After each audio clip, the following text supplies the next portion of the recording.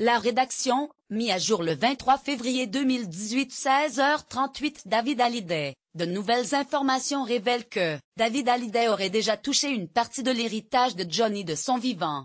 Sylvie Vartan, la mère de David, conteste ces révélations, mis à jour le 23 février 2018 à 16h38. Alors que la polémique concernant le testament de Johnny Hallyday ne désemplit pas, certaines informations révèlent que David aurait déjà touché une partie de l'héritage de son père de son vivant. Le Point a eu accès au jugement de divorce entre Johnny et Sylvie Vartan, la mère de David, et ce dernier aurait déjà reçu de l'argent de la part de son père. Selon le journal, David aurait reçu 50% de la maison familiale que Johnny et Sylvie Vartan possédaient, située dans la villa Montmorency. Cette part, estimée à 2 à 3 millions d'euros à l'époque selon Le Point, s'élèverait à 10 millions d'euros aujourd'hui selon RTL. Dans un communiqué à l'AFP, Sylvie Vartan dénonce ici de fausses informations. Elle explique alors qu'elle avait demandé à Johnny de donner à David sa part de la maison. Seulement, dans un acte notarié du 20 mars 2002, Le Point rapporte qu'il est bien précisé, contrairement aux affirmations de Sylvie Vartan, que la présente donation est en avancement d'héritage, de la succession du donateur pour David. Quand Laetitia surnommait son beau-fils Davidou depuis bientôt 2 semaines maintenant, le clan Hallyday se déchire à cause du testament de Johnny Hallyday. D'un côté, David et Laura Smet contestent le testament de leur père, de l'autre Laetitia Hallyday, désignée seule héritière du rocker, se dit écœurée de cette histoire. Les relations sont plus tendues que jamais, mais il semblerait que cela n'ait pas toujours été le cas. L'Express a pu consulter des SMS échangés par les trois protagonistes entre 2016 et 2017. Les messages semblent montrer une certaine complicité entre David, Laura et leur belle-mère. Les relations entre David et Laetitia, qui avaient été tendues en 2009 durant l'hospitalisation de Johnny, semblaient apaisées.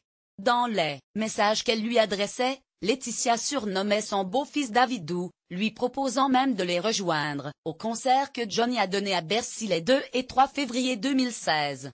Le 23 juin dernier, après le concert de Johnny au Vielle Canaille, Laetitia avait envoyé un long message à David pour lui raconter la soirée. Ton père a mis le feu aux arènes, c'était de la folie hier soir, comme un animal dans l'arène. Je te jure, c'était carrément dingue. Il est en super forme, c'est fabuleux. Je voulais le partager avec toi. Ça m'émeut toujours, avait-elle écrit. Quant à Laura, sa belle-mère lui donnait également des surnoms affectueux tels que ma chérie ou bien ma Laura. Des années plus tôt, en 2009, la famille recomposée de Johnny entretenait de bonnes relations. C'était l'époque où Sylvie Vartan et Laetitia, les premières et dernières femmes de la star, s'entendaient si bien qu'elles s'offraient des cadeaux touchants, partaient en vacances ensemble, rapporte Gala. Laetitia Hallyday s'était même confiée au magazine sur la parfaite entente qu'il y avait entre David et elle.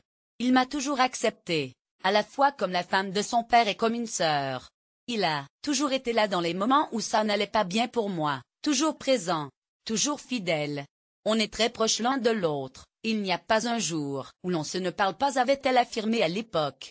Ce que David Hallyday demanda, Laetitia, ce qu'elle lui répond, David et Laura Smet ont contesté le testament de leur père, Johnny Hallyday, et ont également demandé à Laetitia Hallyday un droit de regard sur l'album posthume du rocker.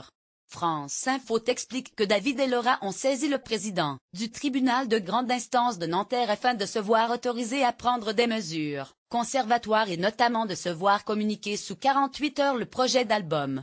Toujours selon France Info, Laura Smet aurait affirmé que Laetitia lui a sèchement opposé une fin de non-recevoir à sa demande de communication amiable, s'inscrivant dans le cadre de relations familiales normales, de ce projet d'album finalisé dont elle ne sait que très peu de choses.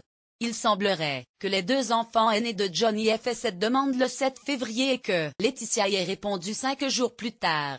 Le Point a révélé ce 22 février la réponse de la veuve du taulier et le ton est sec et le vouvoiement de rigueur, rapporte le journal. Voici ce qu'elle a écrit. Laura, David, c'est avec beaucoup de surprise que j'accuse réception de votre lettre. Cette requête, assortie d'un délai de 48 heures pour s'exécuter, prend le ton d'une mise en demeure. Je n'entends pas accéder à cette injonction qui n'est pas fondée, a-t-elle lancé avant d'ajouter. L'intégralité des droits d'auteur et d'artiste-interprète de mon époux m'ont été dévolus au terme de ses dernières volontés. Il m'appartient donc seul de faire respecter le droit moral de mon époux. Laura Smith affirmerait pourtant être principalement préoccupée par la défense de l'œuvre de son père. Pour rappel, David s'était complètement désolidarisé de l'album et ne participe pas à son élaboration. Respectueux du travail commencé par son père, il estimerait inconvenant de livrer au public sous le nom de Johnny Hallyday une œuvre qui ne serait pas intégralement de lui. Avait-il indiqué sur Facebook.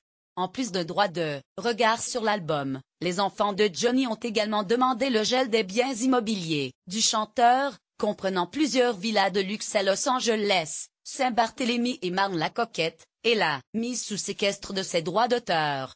L'audience est fixée au jeudi 15 mars. David, brisé, privé de tout. David ne s'est pas encore exprimé officiellement sur les tensions qui règnent, depuis que Laura Smith et lui-même ont décidé de contester le testament de Johnny Hallyday. Renaud Revel, l'auteur du livre Johnny, Les 100 jours où tout a basculé, était invité mardi 13 février, sur le plateau de CNOU. Durant ce dossier spécial consacré à l'héritage de Johnny, Renaud Revel a apporté son éclairage sur l'affaire et a expliqué avoir été en contact avec David par SMS. Les deux hommes ont parlé de cette histoire de testament et d'héritage, qui secoue le clan Hallyday. Pour David, je le sais parce que j'en ai beaucoup parlé avec lui récemment, on s'est parlé par texte. Oh, il en est brisé. Aujourd'hui, il n'est plus en France, mais au Portugal. Il est très affecté. En même temps, je vais vous dire, je pense qu'il est perdu parce qu'il a pris un grand coup sur la tête. Ce qu'il s'est passé là pour lui est épouvantable. À tout niveau, a expliqué Renaud Revel. Contrairement à sa demi-sœur, Laura, David n'a pas fait de communication officielle sur sa contestation du testament de son père. Depuis le début de cette histoire, il ne s'est exprimé que dans un commentaire sur Instagram pour défendre sa demi-sœur. Il semblerait que la bataille juridique qui s'ouvre n'était pas vraiment souhaitée par le fils aîné de Johnny. La guerre aurait pu être évitée, explique un membre de l'entourage de David aux Parisiens. David ne voulait pas grand-chose, juste une part des éditions et un souvenir de son père, une guitare, une voiture. Mais il est privé de tout. Un cas de figure impossible en droit français où l'on ne peut pas déshériter ses enfants, mais tout à fait envisageable aux États-Unis.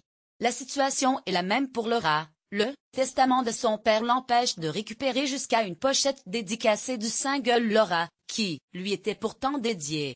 Laetitia prête à partager avec David et Laura. Si David et Laura ne figurent pas sur le testament de leur père, Johnny Hallyday, une amie proche de Laetitia Hallyday, Hélène Darroze, a affirmé que la veuve ne laissera pas David et Laura Smith sans souvenir de leur père. Marraine de Joy Hallyday, Hélène Darroze a donné des nouvelles de Laetitia le lundi 19 février sur RTL.